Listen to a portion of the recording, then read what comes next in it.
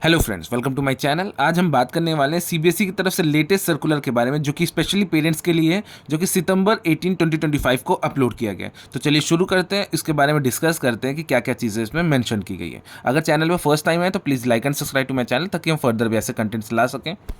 इस सर्कुलर में रजिस्ट्रेशन और लिस्ट ऑफ कैंडिडेट यानी कि एलओसी डेटा की सही सबमिशन के बारे में जानकारी दी गई है। ये सर्कुलर उन स्टूडेंट्स के लिए है जो क्लास 9, 10th, 11th, 12th में पढ़ रहे हैं। अब बात करेंगे इंपॉर्टेंट डेट्स के बारे में। जैसा कि आप स्क्रीन पे भी देख पा रहे होंगे, सर्कुलर में एलओसी और रजिस्ट्रेशन के लिए कुछ खास डेट्स बताई गई हैं, इनका ध्यान रखना ज़रूरी है।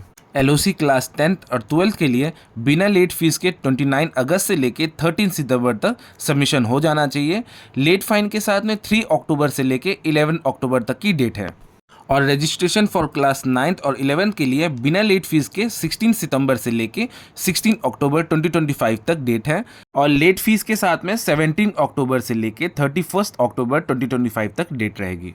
अब हम बात करने वाले हैं सीबीएसई के नए रूल्स के बारे में। तो सीबीएसई ने स्टूडेंट्स को फ्यूचर में होने वाली परेशानियों से बचाने के लिए कुछ नए डिसीजंस लिए हैं, जैसे कि डेटा वेरिफिकेशन स्लिप, यानी कि एलओसी सबमिट होने के बाद में स्टूडेंट और उनके पेरेंट्स को एक डेटा वेरिफिकेशन स्लिप मिलेगी। अब हम बात करेंगे करेक्शन विंडो, यानी कि अगर इस स्लिप में कोई भी गलती दिखती है, जैसे कि नाम, डेट ऑफ बर्थ या सब्जेक्ट, तो उसे एक स्पेसिफिक समय सीमा के अंदर ठीक किया जा सकता है। सबसे पहले बात करेंगे LOC for class 10th and 12th के लिए।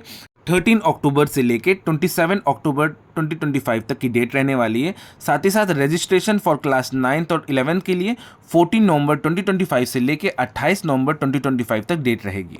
सर्कुलर में बताया कि नो करेक्शन आफ्टर डेडलाइन, यानी कि सर्कुलर में साफ साफ कहा गया है कि क्लास 10th और 12th के लिए डेडलाइन के बाद कोई भी करेक्शन नहीं होगा।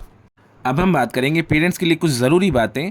पेरेंट्स से गुजारिश की गई है कि वो इन बातों का ध्यान रखें, जैसे कि डेटा करेक्टली भरें, अपने बच्चों की सारी पर्सनल डिटेल्स यानी कि नाम, डेट ऑफ बर्थ, पेरेंट्स का नाम एलओसी और रजिस्ट्रेशन में सही से भरें।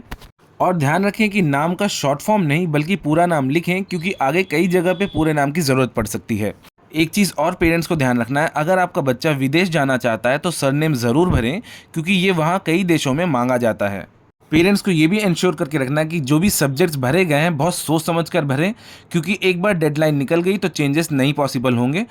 पेरेंट्स की रेस्पॉन्सिबिलिटी है कि स्कूल को टाइमली डेटा सबमिट करने में सपोर्ट करें, क्योंकि डेट आगे नहीं बढ़ाई जाएगी। तो इस वीडियो में सिर्फ इतना ही था। अगर आपको वीडियो अच्छी लगी हो, इन्फॉर्मेटिव लगी हो, तो please like and subscribe to my channel. मिलते हैं नेक्स्ट वीडियो में। Thanks for watching.